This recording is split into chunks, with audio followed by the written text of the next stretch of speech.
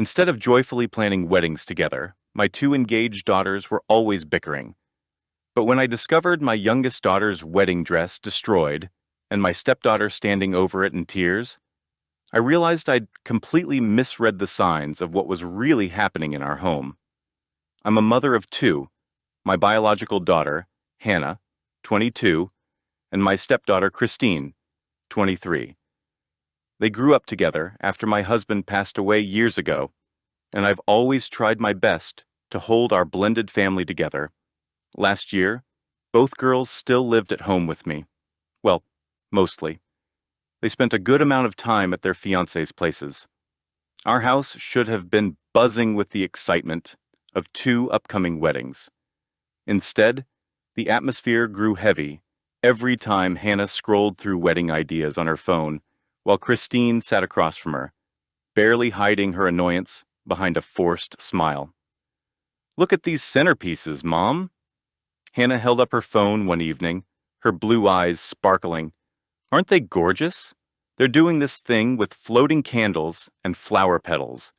John says it might be over budget, but I think we can make it work if we DIY some of the arrangements." Christine grabbed her glass and headed to the kitchen. "I need a refill, because apparently we need to hear about every single wedding detail every single night." "Christine," I warned. "What?" She spun around. "I'm just saying, some of us are trying to eat dinner without a Pinterest board shoved in our faces." This was typical of Christine. She'd always turned everything into a competition with Hannah, from their grades to hobbies, and even the attention I gave them after their father died.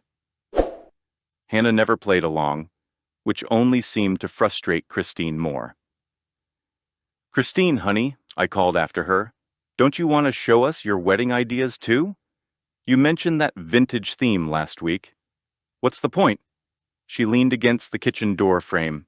"It's not like I can get the venue I want anyway. Every decent place is booked through next summer." "There are other beautiful venues," Hannah offered softly. "I could help you look." "Of course you could," Christine cut in, "because you're just better than me at Googling." I sighed.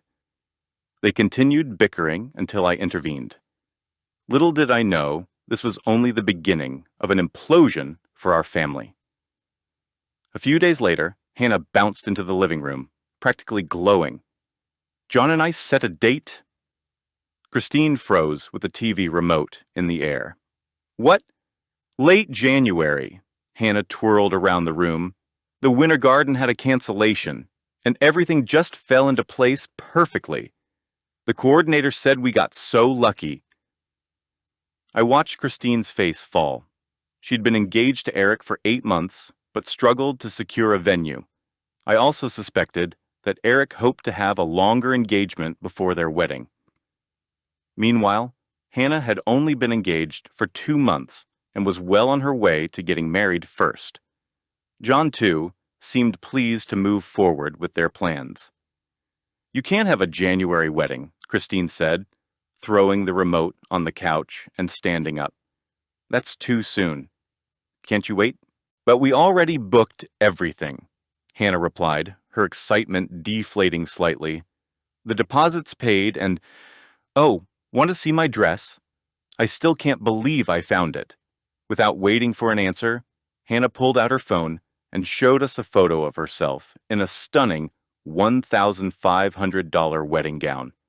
"I bought it yesterday," she added softly. "I'm sorry. I wanted to have a fitting with my bridesmaids, and you, Mom, so we could all pick. But this one went on sale online, and I just clicked. It only needs a few alterations. Everything feels meant to be." "Oh, honey, it's beautiful. Do you have it safe in your room?" I asked. "We can take it to the seamstress today." "Sure. I was thinking..." "I need some air," Christine snapped, storming out of the room. Hannah sighed at the interruption and went back to her room. Christine might have been disappointed about her delayed wedding, but she didn't have the right to make this experience miserable for everyone. I just didn't know how to say all this without seeming like I was taking one side. A week passed, and Christine avoided us completely. My texts received short replies like busy or with Eric. But a few days before Hannah's wedding, Christine showed up for dinner. John was there too, and something felt off. The dining room was unusually quiet. John picked at his food, avoiding eye contact with everyone, especially Christine. Even Hannah seemed to notice something was wrong. "Everything okay, babe?" she asked John, touching his arm gently. "You've hardly touched your food." "Yeah, just work stuff." He pushed his chair back, his fork clattering against the plate. "Mind if I get some air? Need to clear my head." "Do you want me to come with you?" Hannah asked. "No!" The word came out too sharp, making us all jump. No, thanks. I just need a minute."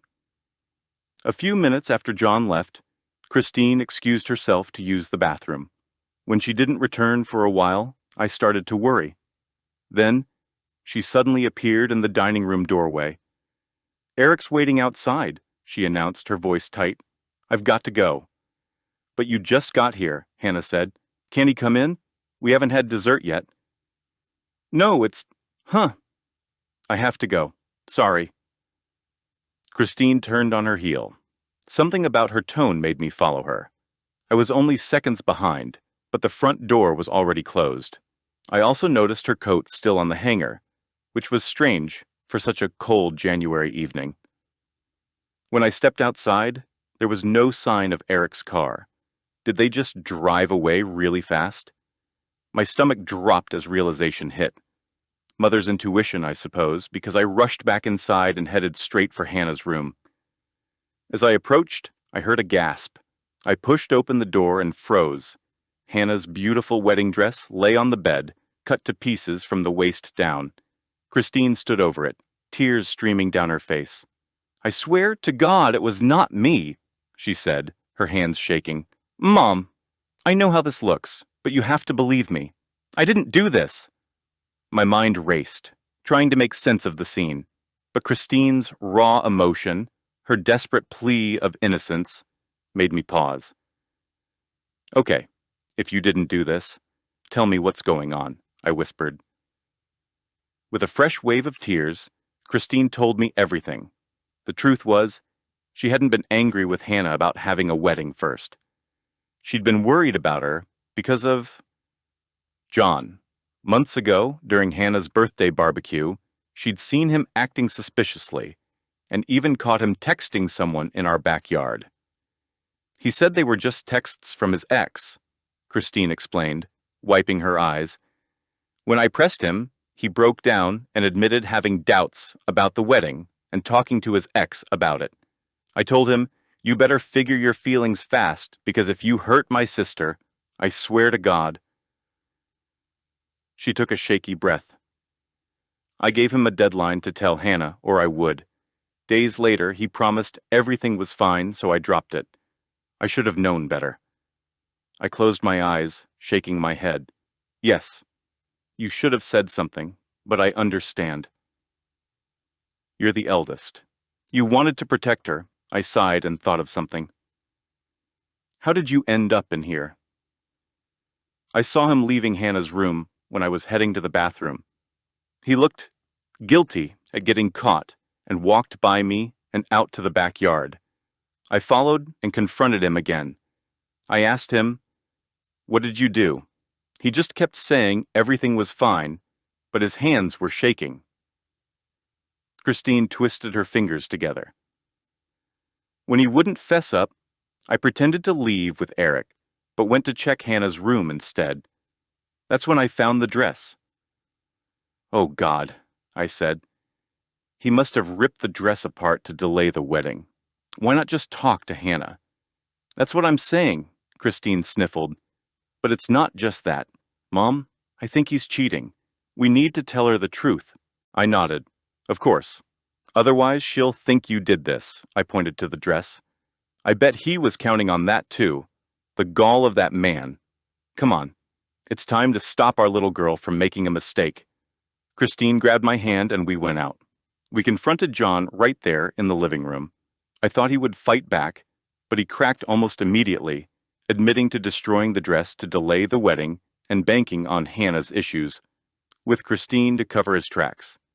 Hannah was devastated. "Why didn't you just talk to me?" She sobbed when he confessed, "If you were having doubts, why didn't you say something? Anything would have been better than this." "I'm sorry," he mumbled, not meeting her eyes. "I'll pay for the dress. I couldn't go through with it, and I didn't know how to tell you." "Tell her about the texts," Christine demanded. "What texts?" Hannah asked. "Nothing. Tell her the truth," I screamed. Enough was enough. My baby wasn't going to be played with anymore. Under my harsh glare, John confessed that he'd been seeing his ex for a while now, and that's why he was having second thoughts about the wedding. "Get out of here," Christine said, stepping protectively in front of Hannah. "Now, and never come back." I backed up the sentiment, and John scurried off like a coward. When the door closed behind him, something remarkable happened. Christine sat next to Hannah, who was sobbing on the couch, and took her hand. "Remember when Dad taught us to sew?" Christine asked softly after a while. "That summer we made those horrible matching sundresses." Hannah let out a watery chuckle. "They were so crooked. Dad said they had character." "Yes, well, I actually learned how to do it properly later. Give me the dress." Christine squeezed Hannah's hand. "I have an idea. Let me fix this, okay?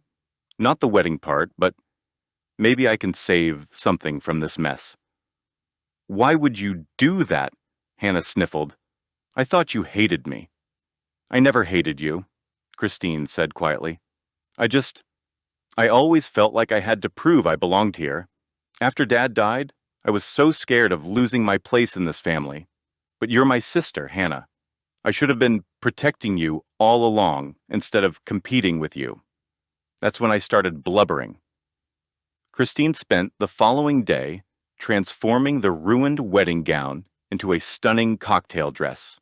So, when the original wedding date arrived days later, instead of a ceremony, we held a small family gathering at the venue.